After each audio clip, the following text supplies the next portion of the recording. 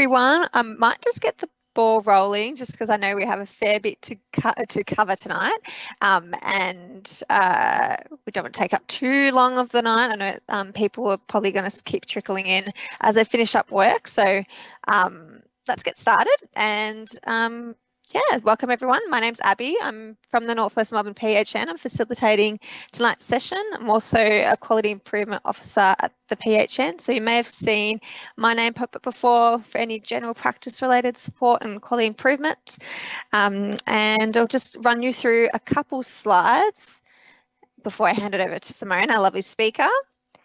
So firstly, I just want to start by acknowledging the traditional owners of the land on which our work takes place, the Wurundjeri people, the Bunurong people and the Wadawurrung people.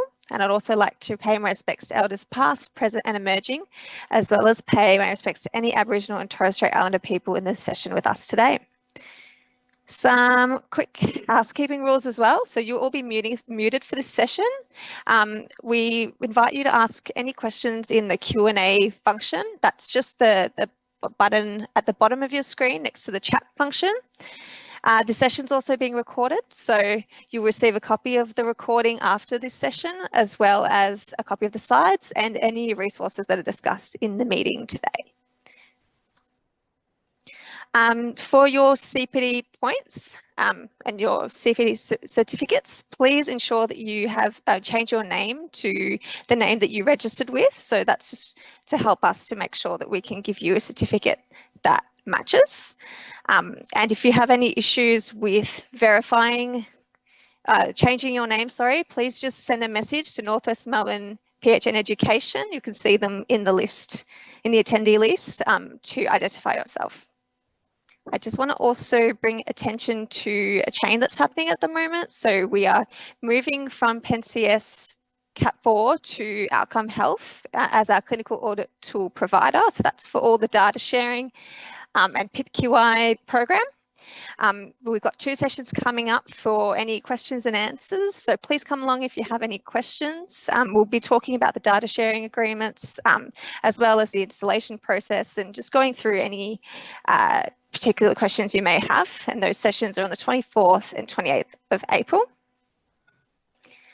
And I just want to quickly point out Health Pathways. So it's a clinical management and referral resource developed by Eastern and Northwestern Primary Health Networks in partnership with various health organisations in the Melbourne region. It provides clinicians a single website to access a comprehensive collection of evidence-based and locally relevant clinical referral pathways and resources. And each pathway is written by local GPs in collaboration with specialists, nurses, allied health and other subject matter experts. And you can see there's everything under the sun, and particularly it's a helpful tool for practice managers and other non-clinical staff. These pages are routinely updated, so it saves you the time needed to independently track the latest guidelines and best practices. So we highly recommend that you give it have a look at it. Click through this one. There's a lot there. What you may also not know is that it can help you with your reflective learning that contributes to CPD hours, and there's more information about this on the CPD hours Health Pathways page on Health Pathways. And to access it, you just go to melbourne.healthpathways.org.au.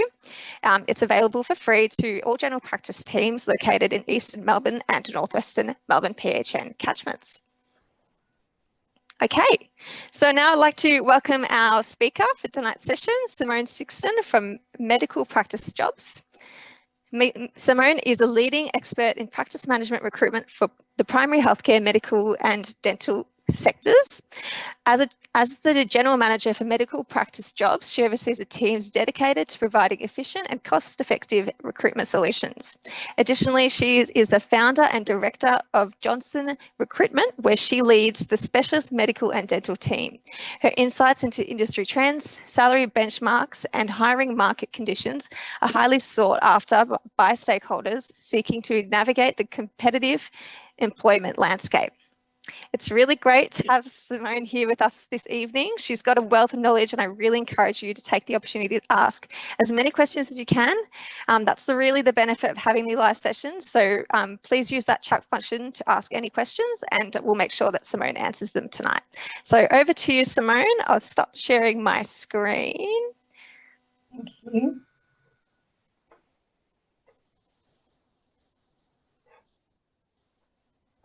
If I can find it. Oh, here we go. All right. Lovely. Thanks, Abby. I really appreciate the introduction. Welcome to everyone. I know we've got an awful lot to cover tonight, and so I am delighted to be spending this next couple of hours with you, giving you some insights into what we all know is a challenging recruitment market, and hopefully giving you some necessary tools to be able to achieve greater recruitment success, and importantly also retain your top staff, your top talent. Before we begin though, I'm going to just ask a couple of questions. These are for you to ponder. No need to write answers in the chat function just yet, because I think we will answer these questions as we work through tonight's session. So, recruitment. Is it a numbers problem or an engagement problem? i.e., are we just not seeing enough candidates on the market, or are we in a market where there are enough candidates, we just can't seem to get them to apply to our positions? Question one. And question two is, what are the top 3 factors that contribute to a medical practice successfully retaining their high quality staff beyond just competitive salaries? 10 seconds to think on that.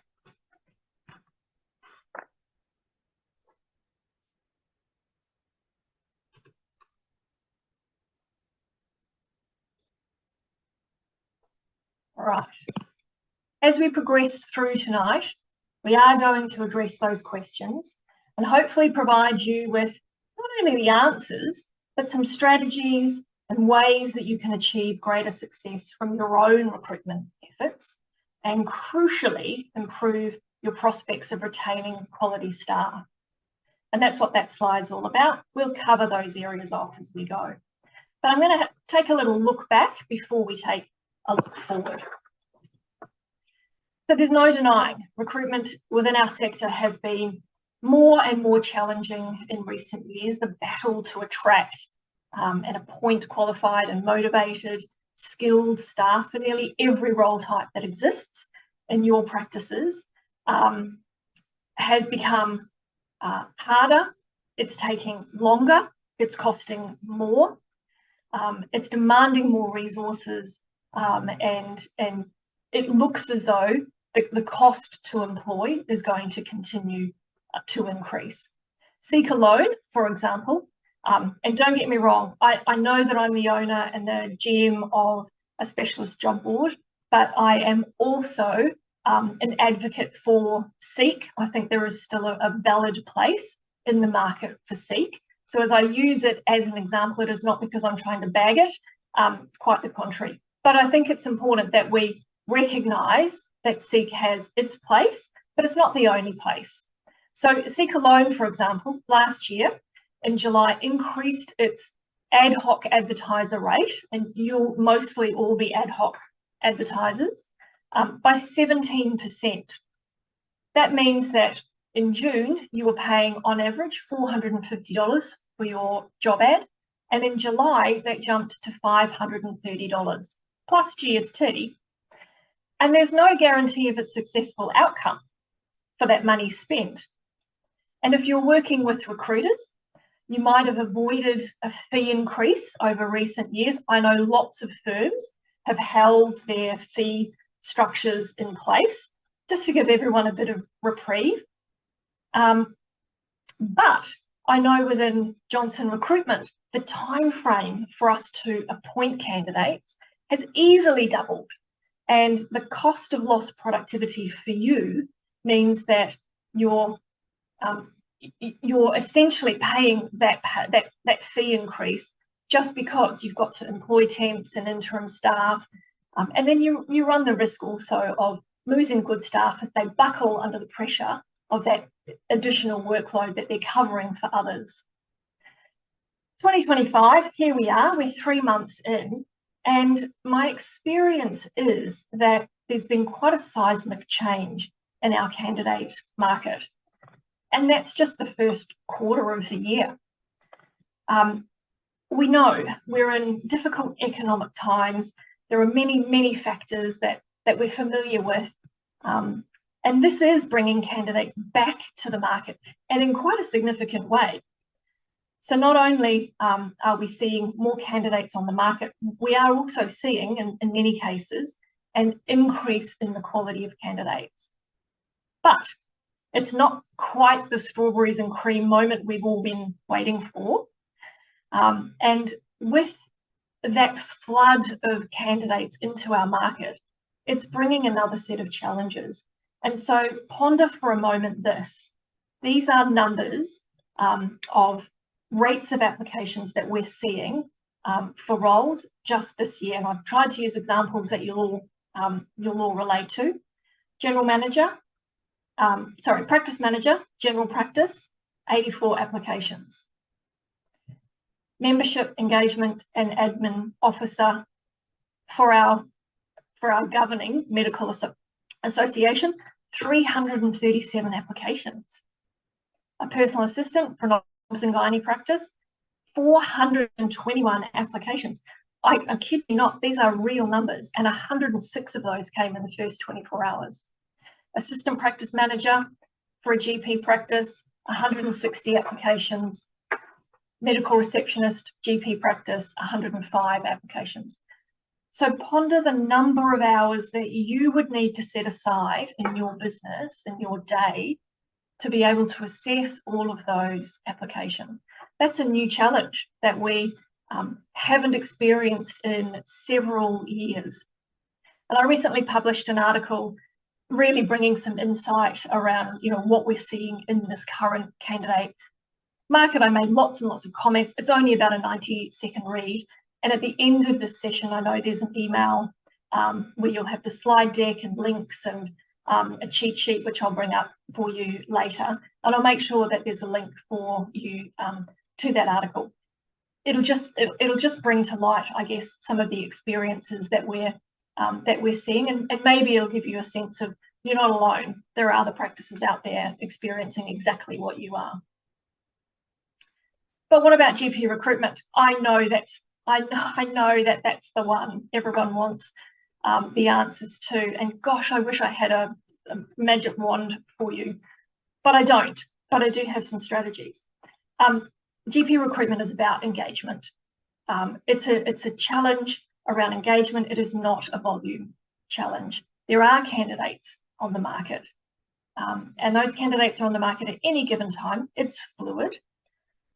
And then there are those that keep an eye on the market, not necessarily looking actively for a role, but just keeping an eye on what's happening. And it's the key is really to compel those candidates to apply. So engagement is key, and more on engagement to come. So with these new challenges, there comes new opportunities, and there are some deliberate changes I'm going to hopefully give you some tips and tricks around tonight so that you can change the way you approach your recruitment to attract more staff. And then as we get into the final stages of tonight's presentation, I'll give you some information and some ways in which you can build in some strategy to keep those goods up. Frankly, if you're retaining more, you're recruiting less. And I know everyone wants to be recruiting less and retaining more. All right, so I have promised you, let's get down to here. I have promised you some learning outcomes for tonight, and let's get into these. When it comes to recruitment, the job advertisement is your first line of attack. But remember, you're in a competition. You're not the only one recruiting at any given time. Candidates will go onto job boards and they will make some assessments based on what they see. The job ad is really probably the first and only time a candidate will know that you're recruiting. So it's really important that you make a strong impression.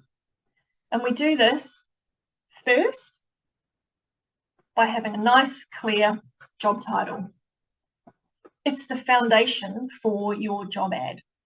It must be clear and it must be accurate and it must reflect the role. Why? Because job boards and search engines use sophisticated algorithms and keyword matches in the back end. Don't ask me how they do it. I just know that it works.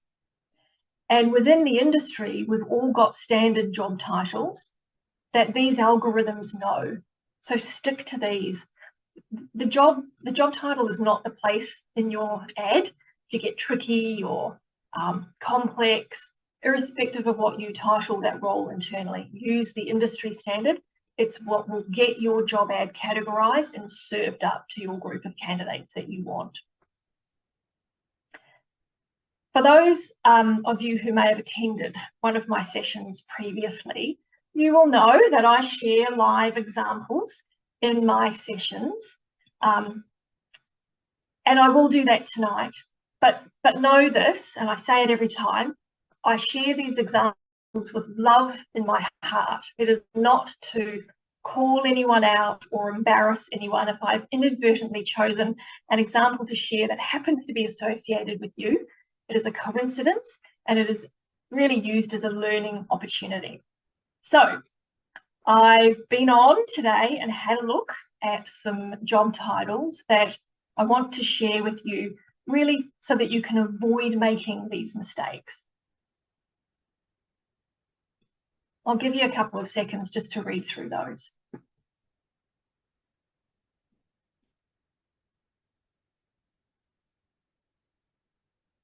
There's a lot going on in those job titles, yeah? And if we take the last one, just the last one, Doctor for Western Sydney sports teams and various private schools, here's what you're asking the algorithm to find. You're asking it to find a doctor. So this is what it's trying to see in someone's resume. Doctor, Western Sydney, sports teams, private schools. So unless someone has that clustered together in their resume, the algorithm cannot match all of that and just simply cannot find a candidate to serve that job ad up to. So you're relying on someone finding it and someone finding it only. In the back end, it can't do anything to push that ad out to somebody to say, here's a match. We can see from your search activity that you're looking for these types of roles, and here's something that we've matched to you. You just simply can't match that. The one on the left, that, and I'll just move my little box away so I can read it properly, RNs, ENs, PCA, FSA, someone would need to have all of that sitting in their resume together for that to be a match. So really it just illustrates my point that keep those job titles nice and simple, because there are other parts to your job ad where you can really let your personality and your value proposition shine. And that comes next with your job summary and your bullet points. This is actually prime real estate in your job ad. Think for a moment any search activity that you've ever done. If you've gone onto a job board, you'll know that you've typed in what it is that you're looking for as a role type, and you'll be served up a snippet of lots and lots of job ads, a title, a summary, and some bullet points. So this is where you make that section really count, because here's really where the rubber hits the road. You're in a competition, you're all lined up like a ladder, and a candidate will scroll and make a decision as to whether they want to click into your job ad or whether they want to keep scrolling and find something better to open. So the types of things that work well in this part of your job ad are highly emotive statements. but try not to be too, I forget the word, but there are some words that seem to be used over and over again. Exciting is one of those. All roles are exciting, which makes no role exciting. Because if everyone's using the word exciting, then really, there is no standout benefit in that for you. So things like words excite, those adjectives, just be mindful of how often you might want to use them or not. The kinds of things that work well in bullet points, though, are Google ratings. If you have a 4.5 star Google rating or higher, put that as one of your bullet points. Candidates love seeing that your patients have gone on and given you a great Google rating. Promotion opportunities. If there is true promotion opportunity within your practice, then you might want to list the kind of role that someone can move into. So a reception team leader, a nurse manager, a business manager. And interestingly, candidates really like to know if this is a newly created position. I think in their minds, it gives them a sense that you're a growing business and you recognise that growth by employing additional resource rather than overloading existing resource to manage that growth. So those types of things work, really, really well. On the next slide, I'm going to show you only 2 examples that I've found that I really quite like. I'll tell you why in a minute. So our first one here on the left of the screen for SALT medical recruitment for a general practitioner. Here's a couple of things I really, really like about this. It says work one or 2 weeks on or off. So we've got some flexibility in there, and I'm picturing a 2-week break every fortnight. I'm liking that. Those types of things engage me if I'm a GP, which I'm not, but I'm just pretending that I am. I've got a reasonably clear understanding of the type of earning that I might have. So I've got a guarantee $200 per hour or an 80% of billings. And then I also know that I've got a mix of face-to-face or telehealth, which means my days can be a bit flexible. I may not always need to be in the practice to be consulting. So, I like that for those reasons. And then if I happen to have a bit of a subspecialty interest around medicinal cannabis, then, I'm hitting the jackpot here with this one. And over on our right, I think this one's just kind of fun. So it speaks to a personality of the practice, particularly where we've got our 3rd bullet point, social events. We love an excuse to have a wine together. Whether you drink wine or alcohol or not, it says to me that we are a team that enjoys spending time together.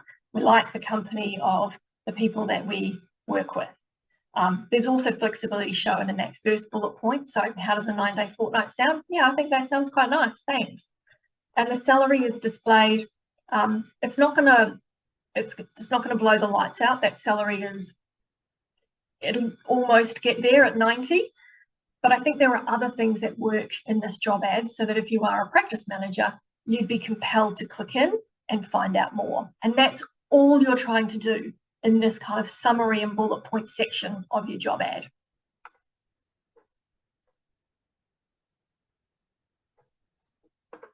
So we've got the candidate now, they've clicked into your job ad.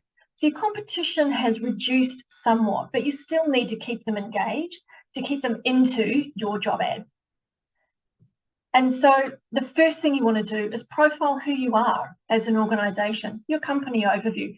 Don't make it long, 2, 3 sentences tops, but describe who you are, the number of clinicians you have, the types of services and treatments that you provide. Candidates at this point will be trying to picture themselves working in your environment. And so anything that makes you unique, you would put in this section. Followed then almost immediately by benefits and perks. Notice how at this point, we're probably halfway through the body of our job ad at this point, and not once have we mentioned duties, responsibilities. We haven't copied and pasted all the bullet points of duties from the position description. None of that is relevant right now. all we are doing in our competitive environment is building engagement with our candidates. So if you've got benefits and perks, if there's something that's great about your practice, then this is exactly where you want to put it, up the top. Don't wait to the bottom. Candidates don't get to the bottom of ads very, very often. So put them up the top. And these are the things that candidates want to see. Salary packaging, if you've got it. Employee assistance packages, programs, if you've got them. Increased superannuation, health insurance, gym subsidies, coffee vouchers, extra leave days, whatever it is, and you will have them in your practice. I've not yet come across a client who hasn't rummaged around and found what their benefits are with a bit of prompting. You will have them, and this is exactly the place where you want to put them in the job ad. Because if you think about a job ad that hasn't put those perks and benefits right there at the top, they've gone straight into you'll be answering the phones, you'll be meeting and greeting, you'll be making sure the waiting room's kept nice and tidy and clean. You have to put your mind in the mind of the candidate. And I know what I would find most engaging and would compel me to keep reading. So we've done that. We've got company overview. We've got our perks and our benefits. Make sure I'm on the right page.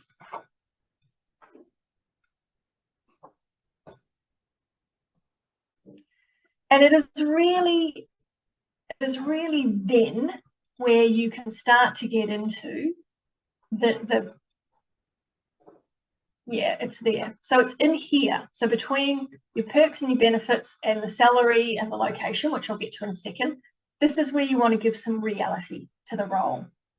So if there are essential duties and criteria that the candidate will need to fulfill, they will also be wanting to make sure that they can do the job. They might be attracted to your organisation, but they also have to feel confident that they can do the job. And if there is essential criteria, and I'll use an example in a second, this is where it goes, underneath those perks and benefits. Essential criteria, just as a quick side note, it's not written down in the presentation, but here's just something that I know. I see a lot of essential criteria sitting in job ads, and probably 90% of it is desired, not essential. And here's the question to ask yourself to really understand whether it is an essential criteria. If I had a candidate and their skills were great, their experience was pretty closely aligned, their attitude seemingly, we can't know everything about candidates, but seemingly is where we need it to be. Their references have checked out. They live in a location where we know that they will have an easy-ish commute to our workplace. Salary aligns, i.e. they're not looking at 20 grand for more than what you're offering. But in our job ad, we've put, best practice software experience essential, and they don't have best practice software, but they check out everywhere else. Would you still consider them?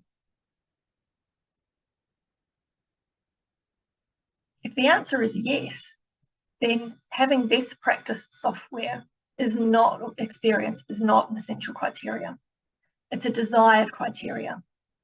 And the job ad is designed to have candidates apply to the position and for you then to be able to go through your recruitment process to work out whether they are the appropriate candidate for you. What you don't want is candidates self-selecting out of the application process because you've put best practice software experience essential, they don't have it and they've gone, oh, well, I'm not going to apply then.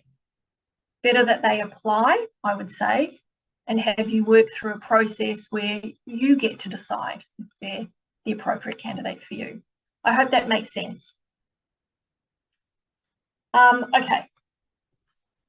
Once you've got through your nuts and bolts, then we get into salary and location. I'm asked this all the time. The answer is yes. The question is, should I put a salary or an hourly rate range on my job ad? Yes, yes, yes.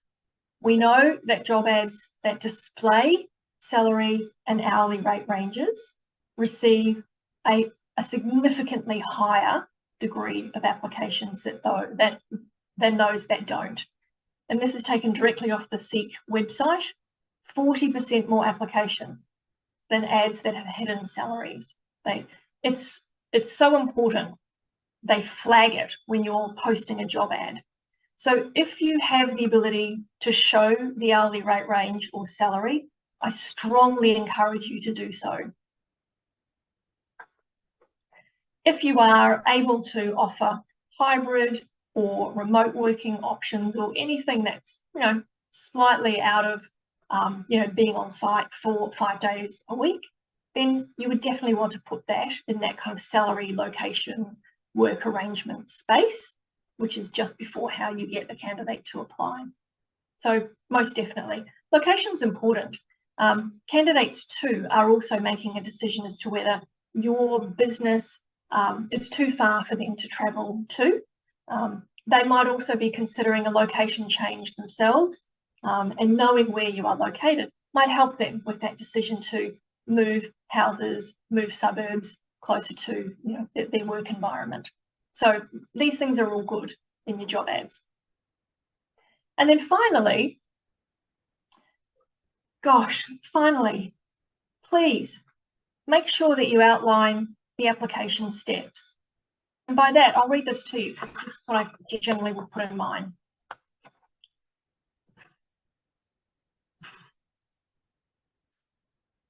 How to apply. So click the apply button and upload your current resume in Word format. I like them in Word, others like them in PDFs.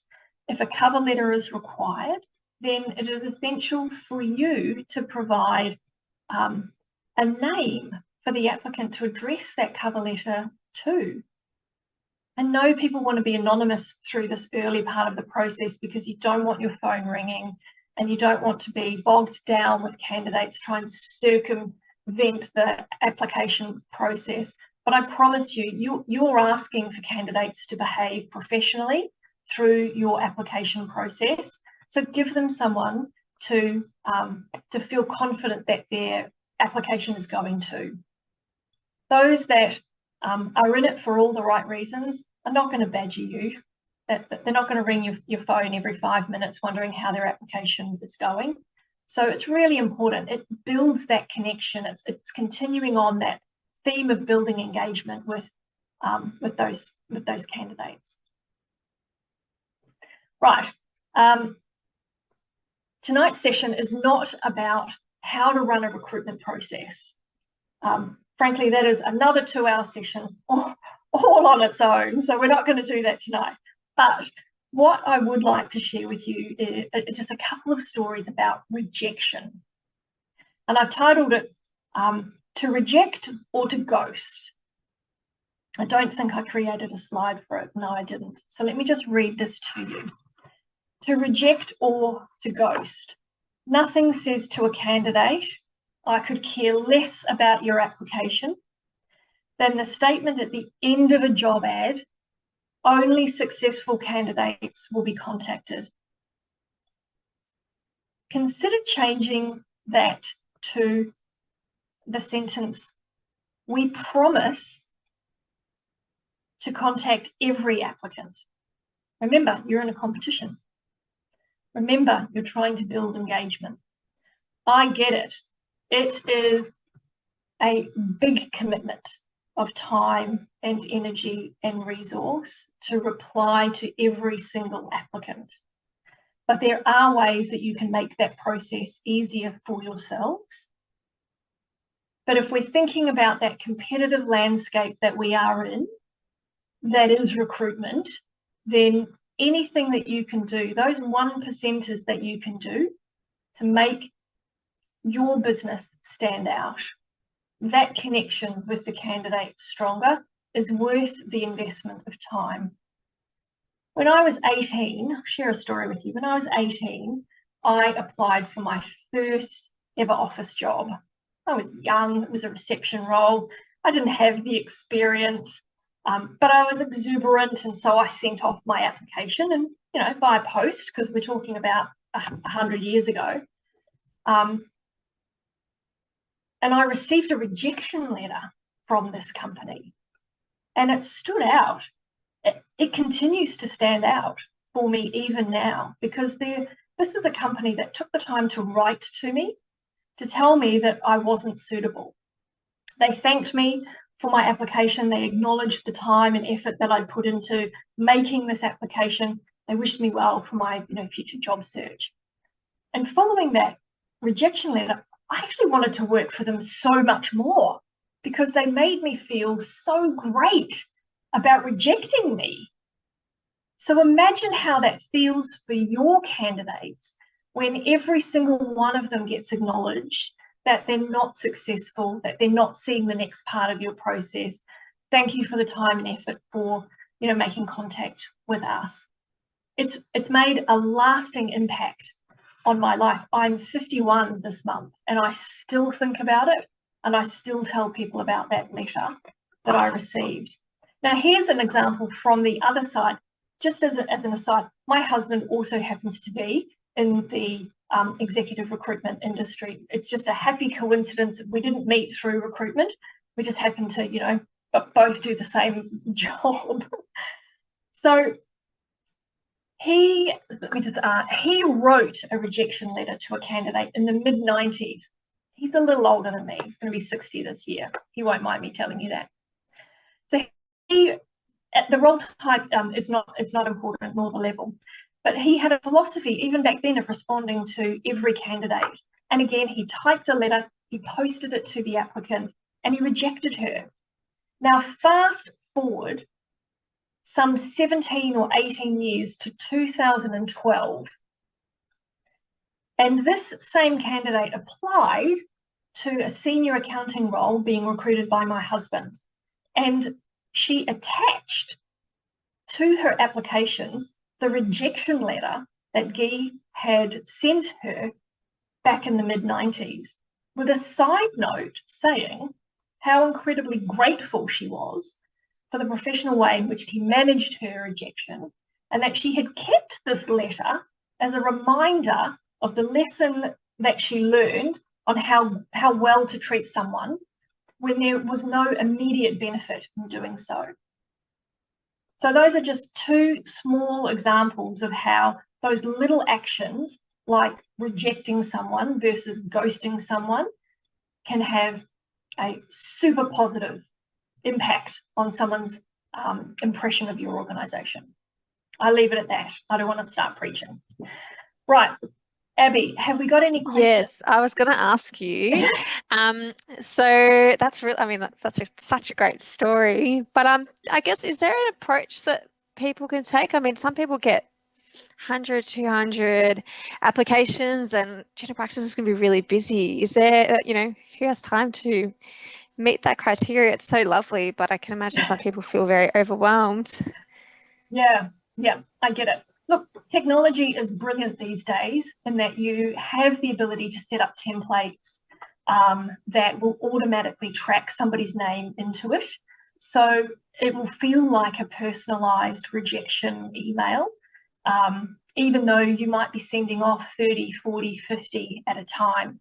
So I don't cover that specifically in the embracing technology part of tonight, but there are ways that you can get technology to do the heavy lifting around those, if you make that commitment to contacting everyone that applies.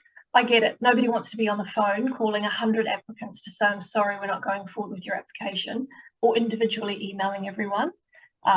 So get some technology to do the heavy lifting on that, if you make that commitment to contacting everyone. And that can be done through Seek as well, I imagine, or? That's a really good question. And because I use an applicant tracking system, I'm not sure, because I don't post my ads directly through Seek. I've got that intermediary system. So I don't know is the answer to that, but there is a way around it, most definitely, without having to, write an email to everyone. Awesome. Thank you very much. And I don't think there's anything in there, but yes, please post your questions in the Q&A if you have any more. Good. Excellent. There is also an opportunity if something crops up as we move on, because we'll move away from job ads now into embracing technology. So if you're thinking of a question down the track, then you're welcome to ask it at the end. I shall hopefully have us all through this session in time for some question and answer at the end. All right, embracing technology. Look, there's no question. We're in a world where the way in which we find, attract, and hire talent is undergoing a dramatic transformation, a tech formation, that's my word. Gone are the days of solely relying on traditional methods. Technology isn't just helpful, it is for those who may be categorised, it's not for those who might be categorised as tech heads or have some kind of inbuilt tech savvy confidence.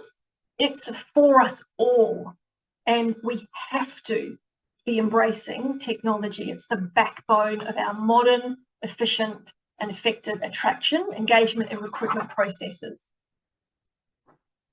So whether you're a seasoned recruiter for your business, or whether you're new to managing that recruitment function, understanding and leveraging technology is no longer a luxury.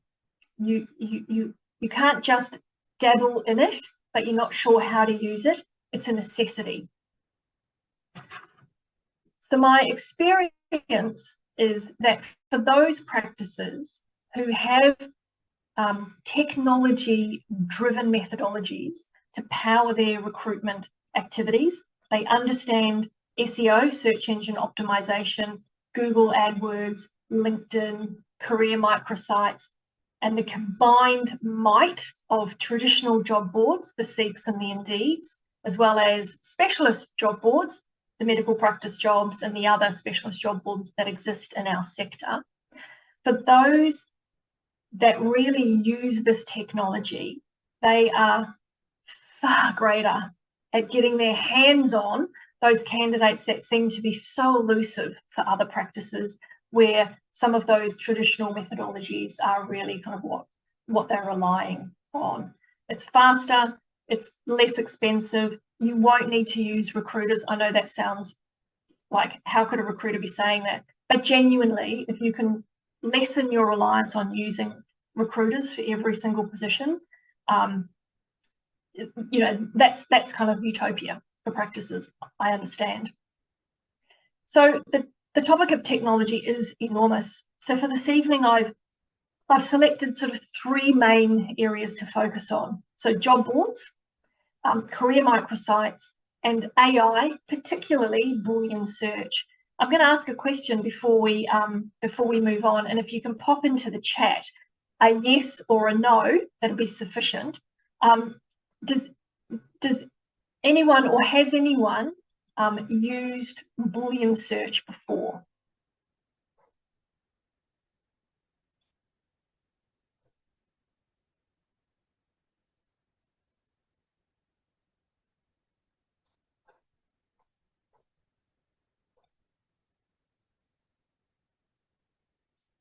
No, I haven't. Yeah, okay, great.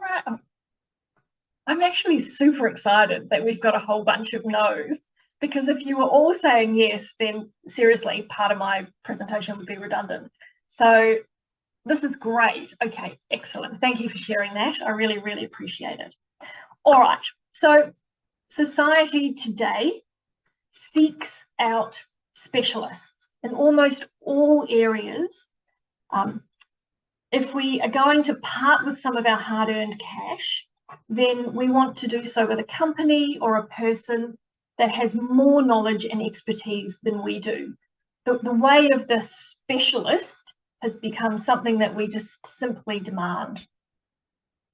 Job boards too are providing benefits to advertisers by building platforms and candidate databases that cater for specific industries, sectors and roles. That's what medical practice jobs is all about.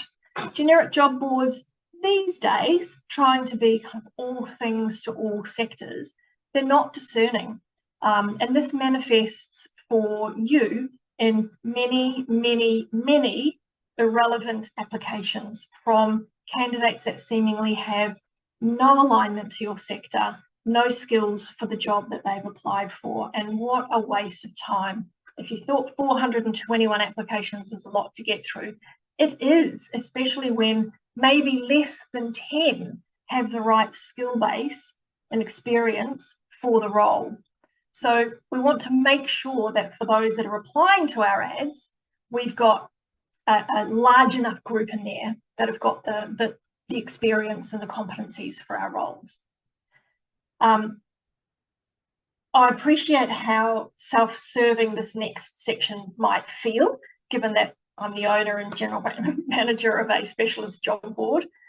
But seriously, I started this because clients were saying to me, Seek's so expensive, we're not getting the results. I feel like really all I'm getting is applications from those that are just satisfying their dole criteria so they can keep their payments going. It's wasting my time, it's wasting my resource. I'm always in recruitment mode, help.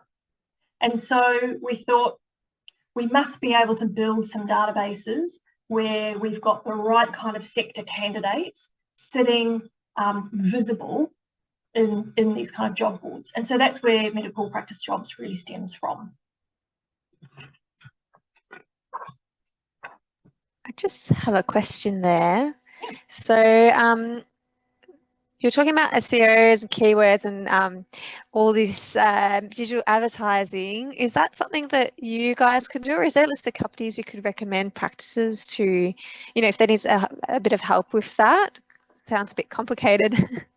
Yeah, look, absolutely. And it does come up a little bit further in this section, but just to answer that question, absolutely. I did a Google search this afternoon, and I just punched in healthcare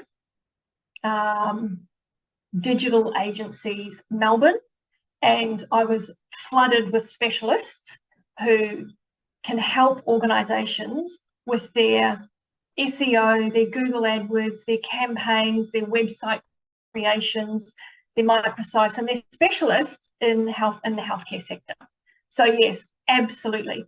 I don't know who are better than others. I just know that there's a plethora of choice, and there will be probably a range of prices that people can choose from. So if you need help with that, then again, because I'm an advocate for that specialist environment, then yeah, by all means, seek out someone that can help you in your sector. I hope that answers the question. Yes, it does. Thank you very much. Good. All right. Yes, and just going back to what I was saying in terms of why we created medical practice jobs, and I think this is true of many or all of the specialist job boards in our space, because we're trying to build advertiser loyalty and deliver results. I mean, we're results seeking. We do a lot more in the background to match a candidate's resume to the role, send opportunities directly to candidates in their inbox. And remember, our database is stacked full of the types of candidates that healthcare organisations want to get their hands on. It's not a general database with all industries covered. So we can be, you know, really, really targeted. Those specialist job boards can be really, really targeted. It can be a more proactive approach when it comes time to kind of reach candidates, especially in those hard to fill roles like general practitioner. I'm going to talk about that more specifically in a moment. And if you've got what does it say? All right. And if you've got an additional skill set in job ad writing, which you all do now, because I've just taught you a whole bunch of stuff, your SEO and your keyword match will work even better for you. So if you go back to how we craft that really effective job ad, then in this section, embracing technology, that technology will work even harder for you. And finally, my kind of final thing on specialist job boards tonight, consider investing a bit more of your advertising budget on upgrading your job ad to a premium listing or a featured ad. Different job boards will call these different things, but I think a premium listing or a featured ad sort of seems to be, fairly universally known. And what you are actually paying for here is for your job ad to sit on the front page of the listings. So it's usually one of the top 3 ads, and it will always sit there. So candidates won't need to scroll or click down 2, 3, 4, 5 pages to find your job ad. And additionally, these featured listings are the first to be promoted by job boards to its active database, as well as profiling the job ad to an inactive database. And again, if we come back to that kind of keyword search, that SEO, that's linked to the candidate search activity. It's linked to what they're typing into the search bar. And so in the back end, as a candidate, you'll be categorized as an active or an inactive candidate. And if you can get your job ad in front of an inactive candidate, then this might spark the interest of someone who's not really looking. And if that then piques their interest enough to apply, then you have beat some of your competition, because it's likely that this candidate is not out there applying for 5 jobs today, 5 jobs tomorrow, going for 3 interviews before the end of the week. You might have your hands on an ideal or appropriate candidate that no one else is currently interviewing. So for a little extra budget, you can actually achieve a whole lot more. So consider that as you're working through what your advertising budget might look and feel like.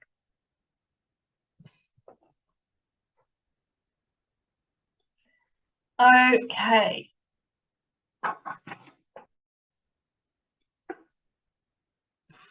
Let's not reinvent the wheel here. As a population, we know we consume social media on an everyday, hour-by-hour basis. Our keywords and SEO is incredibly effective in serving you up the kind of content that you're attracted to. It's so personalized these days. Google is, in fact, the largest job board in the world. I'll tell you why in a second. And let's do an exercise together. I'm just going to take me out of here, and I'm going to do this with you. I hope everyone can still see my screen. Abby, can you nod? You can see that I've got my search bar up. Great. So what I'm going to search is, you can see I've searched it already today, general practitioner jobs in Melbourne. Remember, we're in Google right now, largest job board in the world. So we're going to get through the sponsored stuff. That's not really the results that we're looking for. Anyone can pay to have their company profiled on the top.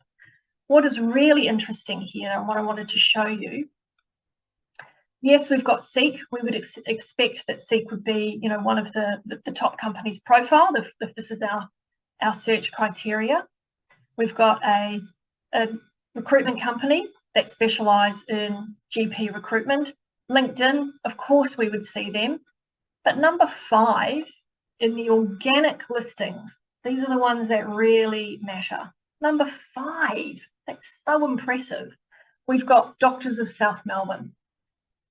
Why have they managed to find themselves on the first page, number 5, and even before a big time GP recruiter like Health Staff Recruitment, R-Wave? How have they done that? I'll tell you. Let's click in and I'll show you. what they've done in their website is they've created a career microsite. SEO, search algorithms absolutely love this stuff. So this is their website. And if you were on their home page, I know we've got a few other bits here. If you're on their home page, you would click the About and you come down to careers. So sitting in there on their website is essentially their careers job board. And we click that and we go into their purpose-built career microsite. This is all about GP recruitment.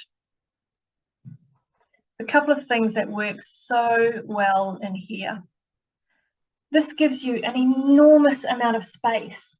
Look at how much real estate you've got to be able to talk about your practice, talk about the things that are important to for someone to know.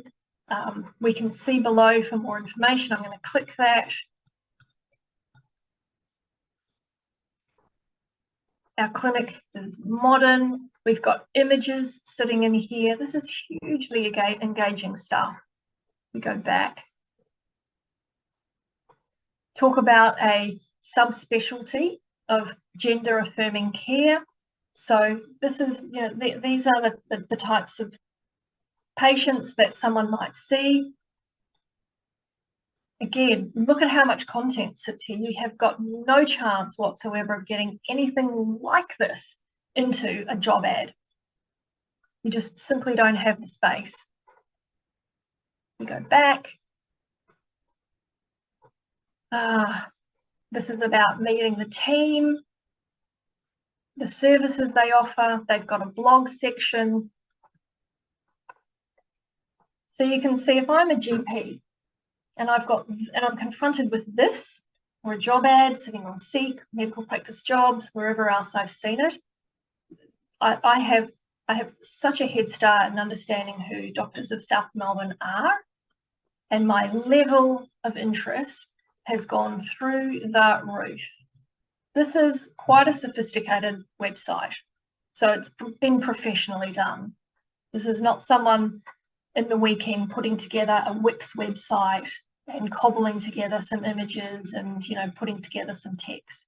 So they've made an investment, and frankly, that's what we need to do these days, especially if we are in GP recruitment mode, and I know many of you out there will be.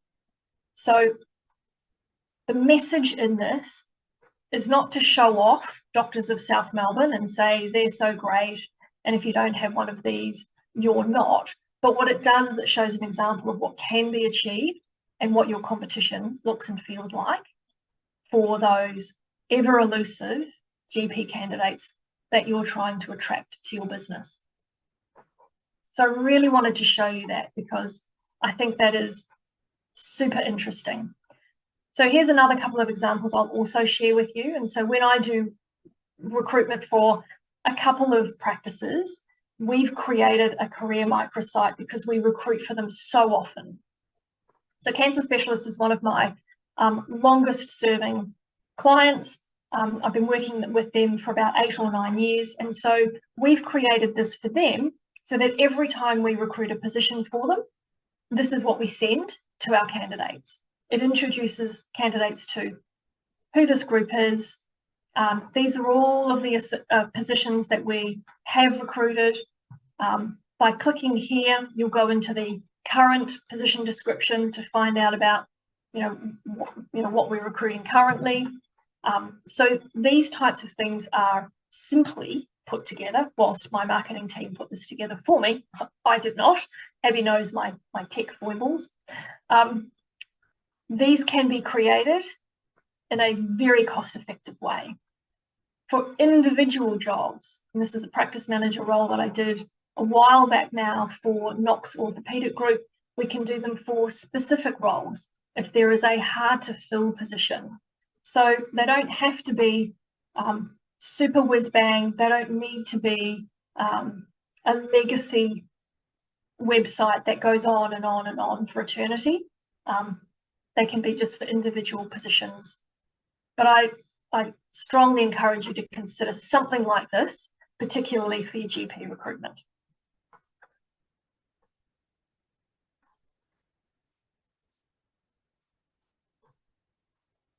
And I should be back to this page here, which is what I was essentially just talking about as I was in those other sites. So for social media, I know I've jumped forward to Microsoft, but for social media, consider job ads on LinkedIn. It's a huge business platform. These days, we're seeing lots and lots of role types profiled on LinkedIn. And by that, I mean medical receptionists have LinkedIn profiles these days. Registered nurses also have LinkedIn profiles these days. It's a great place to be looking for candidates. You can post job ads, or you can just simply do a post from your company LinkedIn page, Facebook, Twitter, Instagram. We know all of the usual suspects. They should be used. It's not just the brain rot, as my 17-year-old son calls it. It's not just the brain rot scrolling of, you know, cats jumping out of windows and kangaroos jumping up onto people's balconies. You can really reach quite a broad market and your ideal candidates by sharing everything on social media. We consume it on an hour by hour, minute by minute basis. And every time we do something on social media, it is tracked in the background, whether we like it or not. And those algorithms will continue to serve up the kind of content based on our searches. So if I'm in job hunting mode and I've typed in my job title, then I will start to see more and more and more jobs served up to me based on my activity. So you've got to be in it to win it. Right. Just got another question. Excellent. So you're talking a lot about microsites. Are there companies that can help create microsites, or is this something that we can do ourselves? And I guess what's also the cost of that, if that's something that you know? Okay, a couple of questions in there. Can you do a microsite yourself? Well, the simple answer is yes, if you have a skill base that allows you to build that into your website. And I know that there are many people out there that have got great skill sets around marketing and and that kind of content generation. If you don't have that skill set and you need to engage somebody to do that for you, then yes. So the kinds of companies that I mentioned earlier.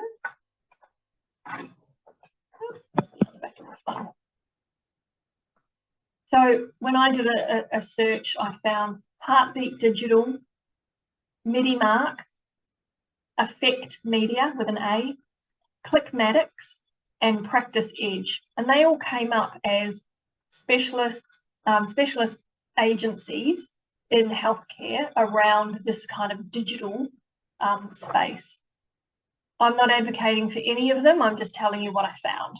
So they will all know how to create a microsite for you and your business.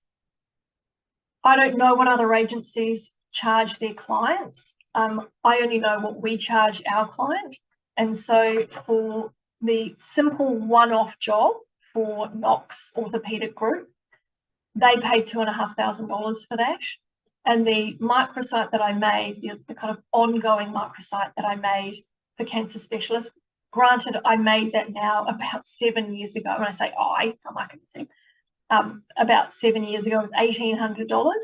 So, you're in that kind of $1,000 to $3,000 would see you with pretty much anything and everything you could need in that microsite.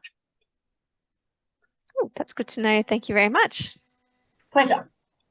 Let me make sure I haven't lost my way. Oh, yes. Here we go. How are we time-wise? Oh, we're doing well. This is good. So artificial intelligence. It's definitely a friend, not foe. And it is time to start getting comfy with AI. I must state, though, I am not an AI expert. I'm perhaps like many of you out there, really just developing skills, building some confidence. My light just went off. I'll leave it, it's okay.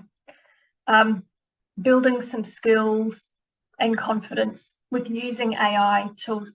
I'm not one of those kind of tech natives like the younger generation, like my children's generation. But what I can tell you is I absolutely love it. And if you use it correctly, it can do the heavy lifting in that recruitment process for you. I understand there might have been a webinar recently on Microsoft Copilot, and many of you will have attended that, and that's okay. So there might be some kind of familiar content in this next section.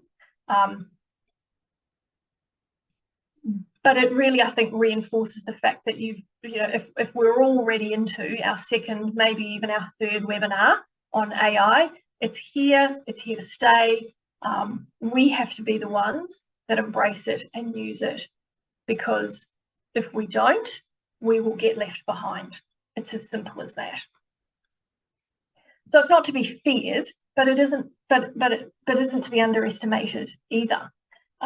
It is what enables your phone, your home, your TV, your car to understand you when you say, "Hey Google, where's the closest dog park?" and immediately serve you up some directions on how to get there. Gmail, we're familiar with features like autocomplete and spell check. All of this is AI powered, and we're so familiar with this and comfortable with these days. The next generation AI, I think, is what a lot of people are feeling challenged by. But we've got to use that to our advantage. So I'm going to share with you a really small little article, which I thought was quite impactful. I read it earlier it must have been yesterday because we're only at Tuesday. So I'm just going to share it with you. Have a quiet read of that.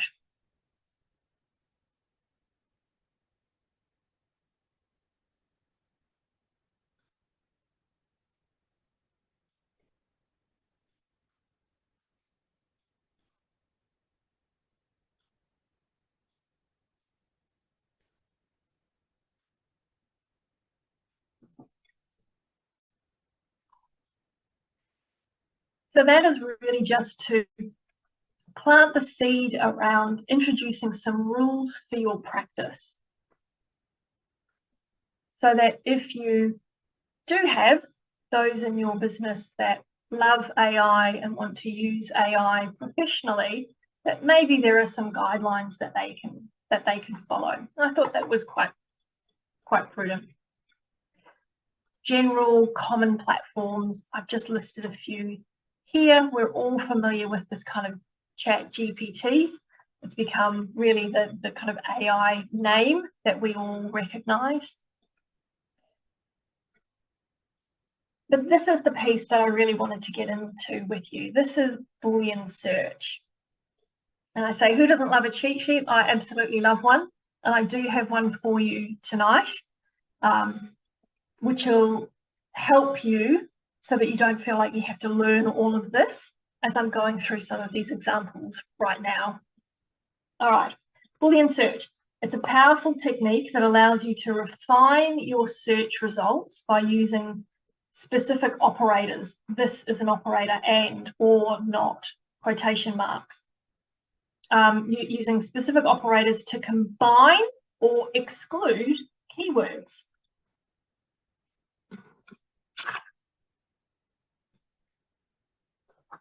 So here's a breakdown. I'm going to run through this verbally, then I'm going to come out and we're going to have a bit of a task. I'll do a bit of a task with you around how we use Boolean search, so bear with me. So the core operator AND narrows your search by requiring that all specified keywords be present in the result. So an example of that simply is cats and dogs will only return the results that contain both cats and dogs. And the trick here is to remember that the core operator must be capitalized. Doesn't work if you write it in lowercase. The or, you might have already worked this out, operator, broadens your search by retrieving results for you that contain any of the specified words. Cats or felines will return you results that contain either cats or felines or both. Not is the operator that you'll use if you want to exclude specific results. Cats, not dogs, will return results that contain cats, but nothing to do with dogs. That's a really, really simple way to describe to you those core operators. Those three core operators are the ones that you will use the most, followed by quotation marks. And this one's really important, especially if you are searching job titles, because job titles often contain more than one word. So the quotation marks are used for exact phrases. So climate change in its quotation marks will only return results that contain that exact phrase. Without the quotation marks, you'll get results with climate and change. You think about how much content could be delivered up to you with the word change in it. It's really important to make sure that you have those quotation marks around the phrase that you need to be searched. The parentheses, bear with me, these are your brackets.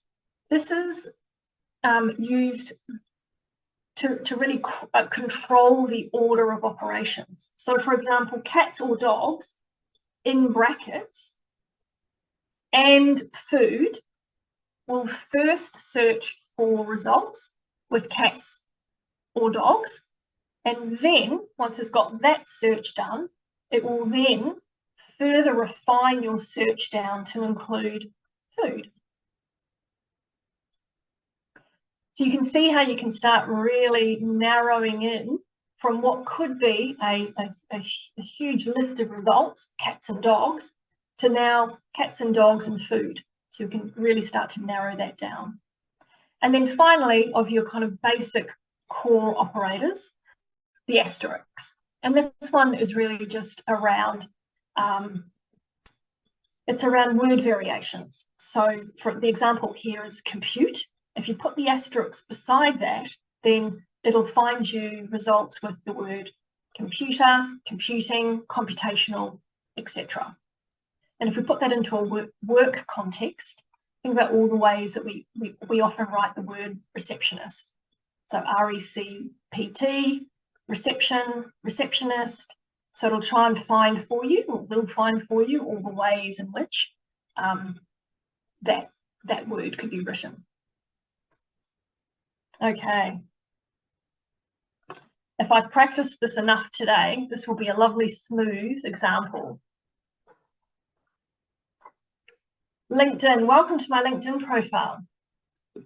I am going to show you how, if I were you searching for a general practitioner, how I would use Boolean search to my advantage. If I wrote in general practitioner, then I would receive tens of thousands, hundreds of thousands of results and have to somehow wade my way through them. So here's what I'm going to search.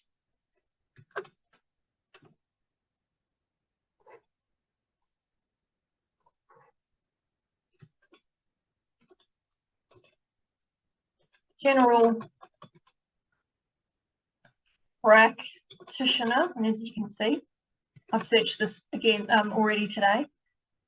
So general practitioner or GP, because sometimes we just see a resume has got GP written on, we all know what that means. But I also want it to be only Melbourne-based GPs. So, and is our core operator, Melbourne. And let's see what it serves us up. So we've got people, which is good.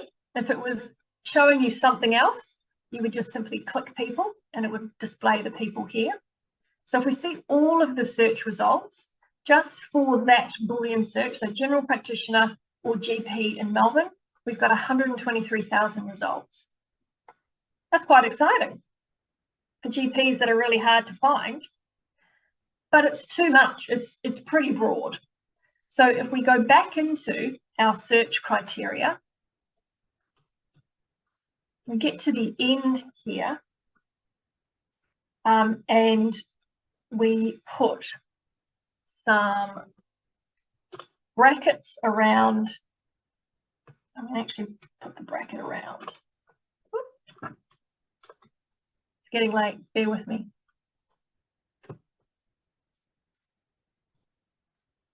I'm bracketing that, so essentially I want the search to be general practitioner or GP first and Melbourne.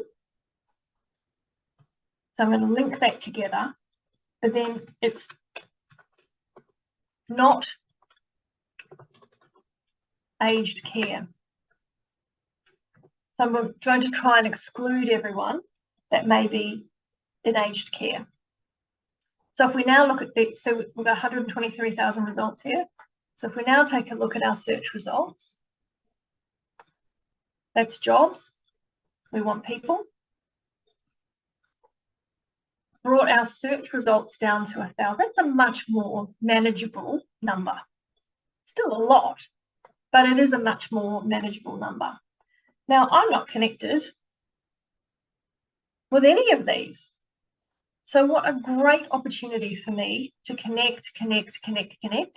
And here's also a little tip. Anytime I connect, I'm just going to pick Jeremy.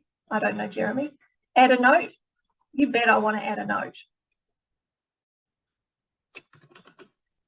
Hi, Jeremy. If you've ever connected with me on LinkedIn, it's the same message, but at least it's personalized, yeah? I hope we can connect and share our networks. Warm regards, Simone.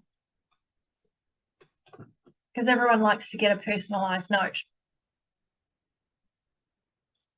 So if you're looking to kind of form connection with potential candidates of any role type, I picked general practitioners because I know that that's a tough role for people to be recruiting. But, you know, so is medical receptionist, so is practice nurse. I get it. They're all quite tricky. Here's a great place for you to be starting and practicing some of that Boolean search. These are not complicated commands that we're asking here. And we're really starting to get some, you know, some good looking results. We can see where this person is working. Someone's at Richmond Medical. So hello to anyone from Richmond Medical that might be joining us tonight. So all I'm saying is this Boolean search will help you find individuals where your recruitment advertising efforts may not. And because I love a cheat sheet, this is coming your way at the end of tonight's session or in that follow-up email, which might come to you over the next couple of days. It just goes through those core operators. You can print it out, have it sitting on your desk, and just start practicing using, you know, some of those operators. It'll teach you the kinds of hiring keywords that are regularly searched and then how to put those into practice when you're in your Boolean search mode. And then these are some examples of search strings that really work. So general practitioner and Australia, and you might want to bracket this together because you want this, rural recruitment or remote practice. So you can really start to see how you can make that back end work for you. Any questions as we wrap this piece up?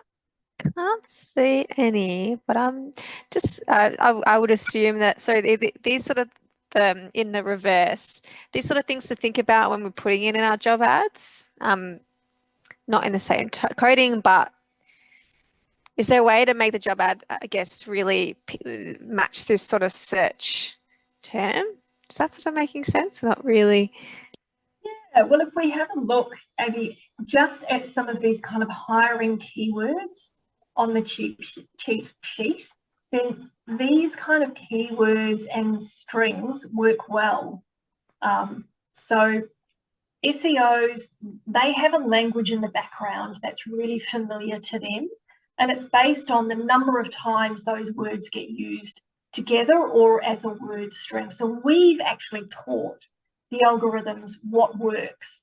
And so if they are working, healthcare administration, community health, if these strings are working, then we will be served up the right kinds of candidates by putting these words and these strings into our job ads. No, that makes sense. It's good to know. Thank you. That's okay. Right. Now I'm going to find out where I was. Back to here. Great. I hope that hasn't confused people. That was certainly not designed to be a super brain tester at nearly 7:30 on Tuesday night. But it's really good to use. So I needed to put that in. Okay, last piece on recruitment, and then we'll get on to our kind of retention strategies. So last piece on recruitment, yay. I have a saying in recruitment, and that is that the right candidate often comes along at the wrong time. I'm approached regularly by people looking for a particular role or role type or practice location, and I'm not working on that role at that particular time. But gee, what a great candidate. I need to make sure I remember them for when that role in that location at that practice comes up. And this is where a candidate database helps, certainly helps me, and it will help you, because the opposite is also true. Guaranteed that when you then go to recruit that particular role, the wrong candidates will be on the market. You won't find those candidates that presented 3 months ago, 4 months ago. It's hugely frustrating. Candidate databases can be really sophisticated with an awful lot of information input into them. You can get expensive candidate tracking systems. Yes, that's what we use in our business here, because let's face it, this is our profession. But it doesn't need to be that way for you. It can be as simple as an Excel spreadsheet, not an Excel spreadsheet. Oh, well, yeah, an Excel spreadsheet. Anything that can track data in certain cells is kind of really as simple as it needs to be. And that doesn't cost anything or very much. And frankly, it's the quality of the data that you put into any system that is actually where the gold sits. So if my very expensive candidate tracking system wasn't used or maximized and we weren't capturing the right data, then what an incredible waste of money. So don't think that the more sophisticated, expensive options are better. That's not necessarily the case. You just have to work out what's right for you and the data that you're trying to capture to build your own candidate database. You also don't want it to feel onerous and feel like it's a massive chore to be, inputting huge amounts of data. So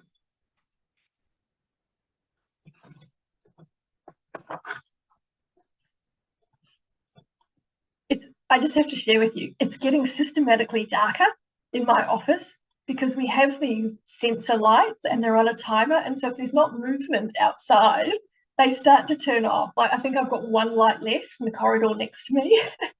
If that goes out, I'm going to have to get up and move and turn them all back on. All right. So if you are collecting candidates' data, then the kinds of things that you're going to want is name, look at that, name, email, mobile, their resume. And if that's all you capture, then you need to commit to memory, be a challenge for many, commit to memory any past communications that you've had with that candidate when it comes time for you to reach out to them again. So the message in that is, if you're capturing data at that point, then expand that data set. It might be the application that they've made or the role type, the date of their application, their skills that you might have noticed in their resume, the software package that they're, advanced or intermediate level using, their salary level, location, that type of thing. So that then when you choose to re-engage with that candidate, you've got lots of data available to make your interaction with them personal. And I'll come back to it again because we need personal connection to build engagement. So the data fields are important, but you also don't want to be filling in 20 data fields for every candidate. And equally, you don't want to put every candidate that you've ever encountered into your candidate database. Be discerning. They need to fit or potentially fit within a role type within your practice. And so once you've collected this data, it's important to schedule some regular updates, some moments of connection and communication. So let's just have a quick revisit or a quick visit to that reaching out, connecting. Candidates on your database will not enjoy, as none of us really enjoy, feeling like they've received a bulk email, something that's impersonal, something that's not addressed to them. So you will need to engineer a way in which you communicate with those candidates that feels personal. It could be the same message to every candidate, a little bit like what I've just done in LinkedIn when I've sent my connection request to Jeremy. It's a very, very quick one sentence, but it's personalised. I know that I have a connection uptake when I write someone's name, do a warm regards, and just tell them why I'm hoping to connect. Same thing will need to be done for you. So periodically, you're going to need to check in with these candidates on your database, keep them warm, build their engagement. And the kinds of things that, kinds of headlines that work well is checking to see if their career goals are the same or have changed, if they've learned any new skills or they've completed any courses. That's really important information to capture. And always share with your candidate database any vacancy that you have in your practice, irrespective of whether it's the role type for them or not. Because if it's not right for them, they might know someone for whom the role is right or is would be of interest, and you really want them forwarding that on. That's them doing some of that heavy lifting for you.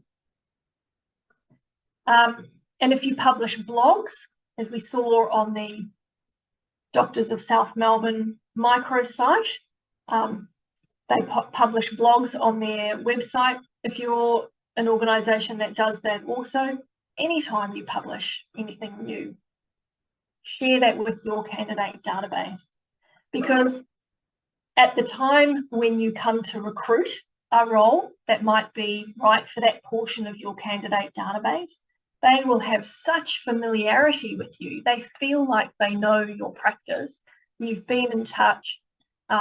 They like what they receive from you. So that when you then share, we have this nurse manager position available within our practice, we'd encourage you to apply. You're not guaranteeing that they're getting the job, you're just encouraging them to apply. You're already 10 steps down the road of that level of engagement. That's what the candidate database is designed to do.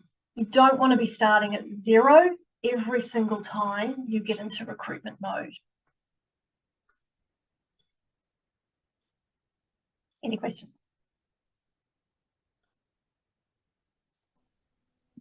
Oh, good. I think you're probably just covering everything. Excellent. Great. Okay, so let's turn our attention from recruitment mode into retention mode. This is the final section of tonight's presentation. So I understand attention might be waning a little. We've got a small amount left to get through. So thank you for being so attentive up to this point. I'll say it again. The more you retain, the less you recruit. And frankly, now more than ever,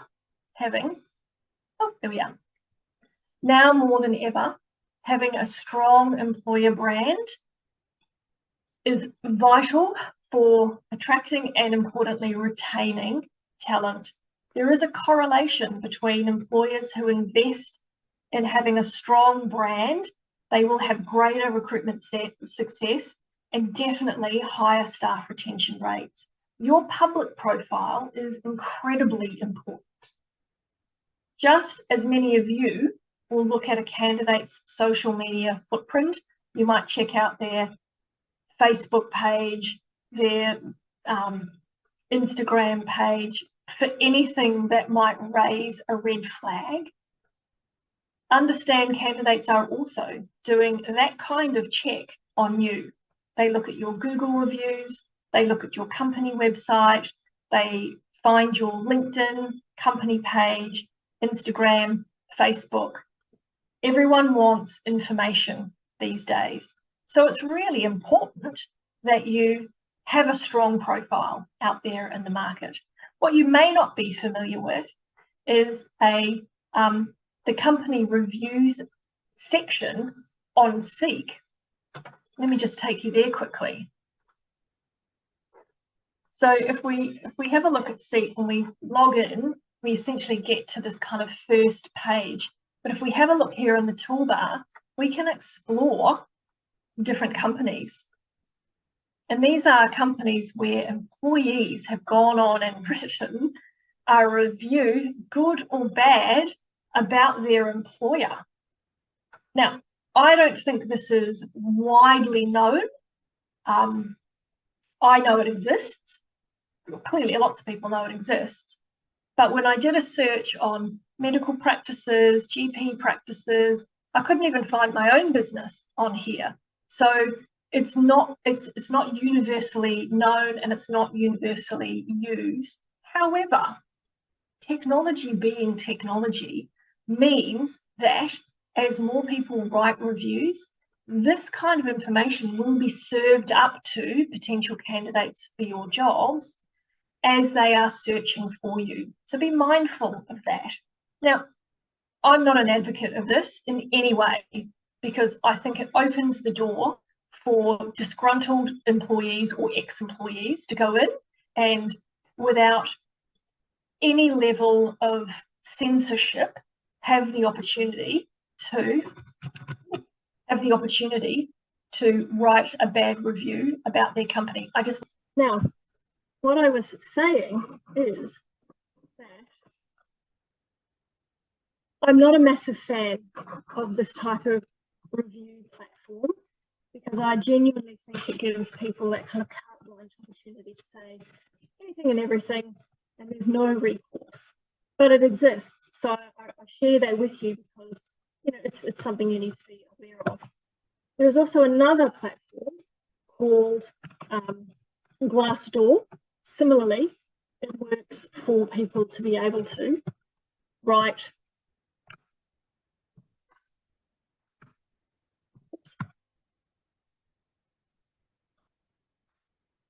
a review about companies. So I just went in and did a search for Melbourne in healthcare, and this is what came up.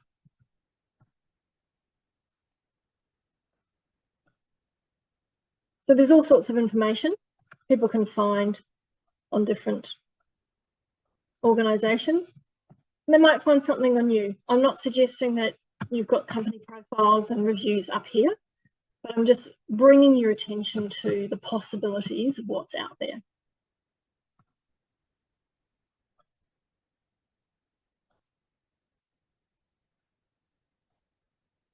Really to make the point that your employer brand is so important. Just have to make sure I've got the right pieces of information. Yes, good.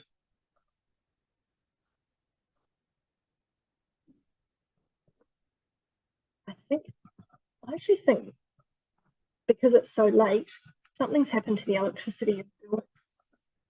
I have just plugged my computer in again to a different socket, and it's still telling me that I'm about to lose battery power.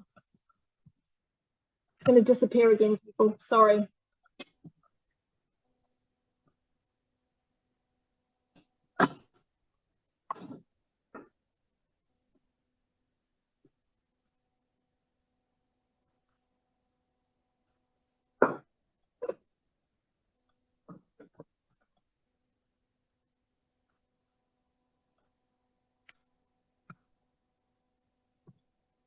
Look, I'm not quite sure if I can remedy this, so let's just get through it. And in the background, I'm going to turn on my other computer. All right.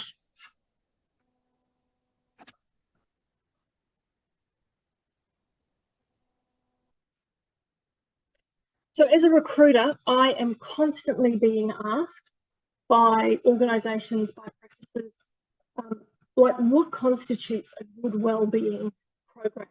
What needs to be in it for staff to feel like they're being adequately compensated and supported and developed? And so that's why I've concentrated really on these three things. So competitive compensation, mental health support and professional development, these all feature really, really highly for candidates when they're aligning their career choices with a potential employer. So at the very least, what I would encourage is that you provide your staff with a market-aligned salary. You don't need to be offering above market unless it's a particularly tricky role to recruit, but you do at least need to be in the competition. Otherwise, you will risk your employees being poached by your competitors. Every 2 years, the AAPM put out what I think is actually a pretty comprehensive salary survey. And there are other organisations that collect and publish salary information for our sector, for the healthcare sector, on a regular basis. And if you are just curious, then you can call me, because I've recruited in your space for 12 years. I've seen what salaries have done and the trends that salaries have taken, certainly in the last few years. So if you are wondering, then you can ask the question. Benefits, they come in many forms, and what is attractive to one group of staff may not be attractive to another. So I've got an example that I want to share with you. It is a little extreme, but it does demonstrate, I think, an employer who went a step beyond to ensure that his staff felt valued and appreciated. So coffee machine, not uncommon. Lots of practices have a coffee machine in the staff room. But this particular practice owner went a step beyond just providing coffee and did a barista course. And each day he would make a coffee for his staff. It wasn't a big practice. We're not talking 30 coffees at 10:30 in the morning. But if you think about this being a busy practice owner, potentially like you out there, getting up mid-morning and making a coffee for each of this, not just any coffee, a barista-made coffee. And I'm not advocating for you all to go out there and become baristas, not at all. But what this is an example of is it's an employer who found a benefit that was meaningful to his staff. And for the small investment of the coffee machine and the course, he was able to find and build connection and engagement with his staff on a daily basis as he delivered them a cup of coffee. Imagine how his staff felt. I know how his staff felt. They loved it. They loved him for it. They mentioned it to me every time I went there. They would often go into his office and go, "Can you make us some more coffee?" He never did, because I wasn't the main game. His staff were. But it was so meaningful for them. And this is an employee benefit that doubled as mental health support. that informal team building to boot, as staff found a few minutes in their busy morning of phones, consulting, billing, to take a few sips of coffee together and have a chat. So benefits, and they come in all shapes and sizes. They don't all have to be expensive. And sometimes you'll get it right, and sometimes you'll need to try again. Mental health support can sometimes need a bit more formality. An EAP, Employee Assistance Program, that offers as little or as much as 1 or more sessions a year for each of your staff, can be extremely helpful if you are maintaining employee well-being, reducing sick days, again, fostering that sense that you are an employer who cares for the well-being of their staff. Is anyone in the sharing mood? I'd be curious to know, I'd love to hear of anyone doing some interesting wellbeing initiatives. I throw it open in case anyone's game. People might have issues unmuting themselves, but if you want, feel free to pop that down in the chat. And I can get you to talk if you wish. But I think just because it's a webinar format, it may be difficult to unmute themselves. Yeah. It's also fine if you're just begging me to get to the end of this session, because we're all desperate to get off the computer and into our evenings. I have just 1 page of notes left for you. All right, so whatever it is that you do for your staff wellbeing, whatever initiatives or program, then document it, formalise it, include it in your employee handbook and welcome pack. And if you do find yourselves in recruitment mode, highlight your wellbeing initiatives in your job ads, preferably somewhere near the top of the job ads, yeah, because it's a benefit and a perk. And finally, professional development, offering opportunities for continuous learning, skills development, career advancement will do wonders for your employee engagement. There is a wonderful post that's been going around for years. It's these 2 managers having a discussion. One says, what if we invest all this money in staff training and they leave? And the other one says, what if we don't and they stay? Your choice. Professional development can be as informal as a buddy system, where 2 staff members are buddied up together with differing skill set, and one teaches the other something and the other teaches the other something. It can also go through to in-house training facilitated by an external trainer, all the way through to paid education, supporting staff to achieve formal qualifications that enhance their skill set to your benefit. And you've got many options in between. So I'll come back to my earlier comment. Whatever it is that you do, document it, formalise it, include it in your employee handbook and your welcome pack. And if you find yourself in recruitment mode, put it in your job ads somewhere near the top. These are really important things that will help you retain your really, really good staff and help you if you happen to find yourself in recruitment mode. Woo! Okay, so to close the session, let's visit those questions again from the start. Recruitment, is it a numbers problem or an engagement problem? Not enough candidates or can't get your hands on candidates? And question 2 was, from the beginning, what are the top 3 factors that contribute to a medical practice successfully retaining high quality staff beyond just salary? However you have answered these questions, I sincerely hope that through the course of the past couple of hours, I've given you some tools, some strategies, some framework to achieve better recruitment results, firstly, and insights into ways of retaining those really great staff that you want to keep your hands on. Thank you, everyone, for your attention. There might be just enough time for questions, if there are any. Thank you so much. It's been honestly amazing, and I've actually really enjoyed the Boolean search. That I really didn't know what to expect with that, and that was actually it's really clever, and I will definitely be using that in my work. It's slightly different to what you guys will be using it for, but it's really clever and makes sense when you really just pull it all apart. It's, pretty cookie cutter, I guess.